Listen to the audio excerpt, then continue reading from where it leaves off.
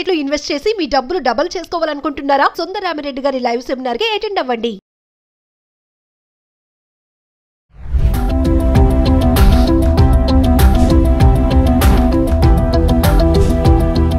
నమస్తే, welcome back to Suman TV. Present మనతో పాటు ఉన్నారు consumers affairs committee chairman Mandari Krishna Reddy garu. నమస్తే సార్. నమస్తే అమ్మా. సార్, కరెంట్ బిల్లు గురించి మాట్లాడుకుంటే ఎంత తక్కువ వాడినా కూడా కరెంట్ బిల్ ఎక్కువే వస్తుందని చాలా మంది ఒక డౌట్స్ అయితే ఉన్నాయి. ఎందుకు ఇంత పవర్ బిల్ వస్తుందని చెప్పేసి మరి ఒక న్యూస్ అయితే హల్చల్ అవుతుంది. అక్టోబర్ 1 నుంచి కరెంట్ బిల్ కట్టే వాళ్ళకి ఒక గుడ్ న్యూస్ అని చెప్పేసి, అంటే ఒకసారి వివరాల్లోకి వెళ్తే జిఎస్టీ మార్పుతోటి భారతదేశం లోపల 4 స్లాబ్ల నుంచి 2 స్లాబ్లకు రావడం వల్ల చాలా పరిశ్రమల్లో, చాలా సర్వీసెస్లో మార్పు వస్తుంది. అంటే తగ్గుతుంది. పెరిగేవి చాలా తక్కువ. పెరిగే వాటిలో ఏంటంటే మనకు చూసుకున్నాం, పొగాకు ఉత్పత్తులు, డేంజర్గా ఉండేటువంటి పొగాకులు, లగ్జరీ కార్లు, అలాంటి వాటి కొన్నింటికి 40% దాంట్లో దిగిపోయి తీసుకెళ్లారు. కానీ మిగతా వాటన్నిటిని కూడా 28%లో ఉండేవన్నీ కూడా 18%లోకి వచ్చేసాయి. అలాగే 18%లో ఉండేటువంటివి చాలా వరకు 5%లోకి వచ్చాయి. నిత్యావసర వస్తువులు అయితే 99% వచ్చేసాయి. అట్లాగే రెన్యూబుల్ ఎనర్జీ అంటే మనకు సూర్యరశ్మి నుంచి తయారు చేసేటువంటివి ఏవైతే ఉన్నాయో రెన్యూబుల్ ఎనర్జీ లోపల ఎక్కువగా విండ్ కానీ, విండ్ పవర్ కానీ, మిగతా పవర్స్ అన్నీ కూడా వీటి లోపల 12%లో ఉండేటువంటి ఐటమ్స్ అన్నీ కూడా 5% తీసుకొచ్చారు. అక్కడ రెన్యూబుల్ ఎనర్జీ మీద కూడా దాని మీద కూడా పర్సంటేజ్ చార్జ్ చేసేవాళ్ళు. అంటే ఆ కరెంట్ ఉత్పత్తి చేసినప్పుడు దానికి జిఎస్టీ 12% వేసేవాళ్ళు. అంటే పరికరాల మీదనే కాకుండా విద్యుత్ ఉత్పత్తి మీద కూడా 12% వేసేవాళ్ళు. ఇప్పుడు దాన్ని 5% చేయడం వల్ల 7% డిఫరెన్స్ వచ్చింది. ఆ 7% ఆటోమేటిక్గా ఇప్పుడు కస్టమర్స్కి తగ్గాలి. అయితే రెన్యూవబుల్ ఎనర్జీ డైరెక్ట్గా వాడుకునే వాళ్ళకు 7% అవుతుంది.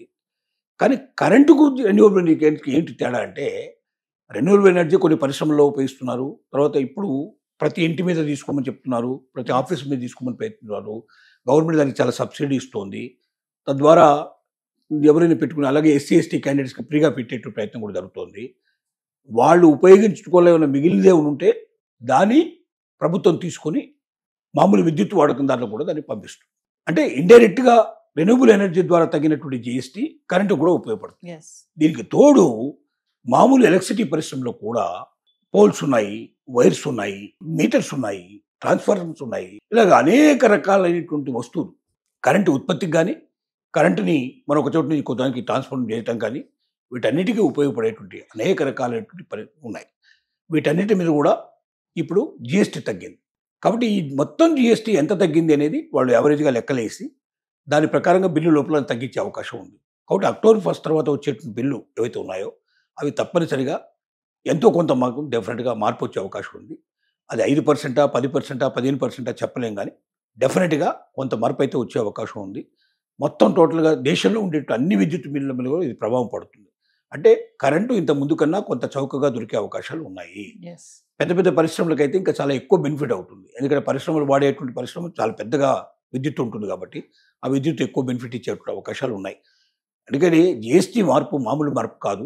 టోటల్ పెద్దగా సమస్య అంటే ఇంతవరకు ప్రభుత్వం 2,50,000 కోట్ల విలువైనటువంటి జిఎస్టీ తగ్గుతుంది చెప్తున్నారు.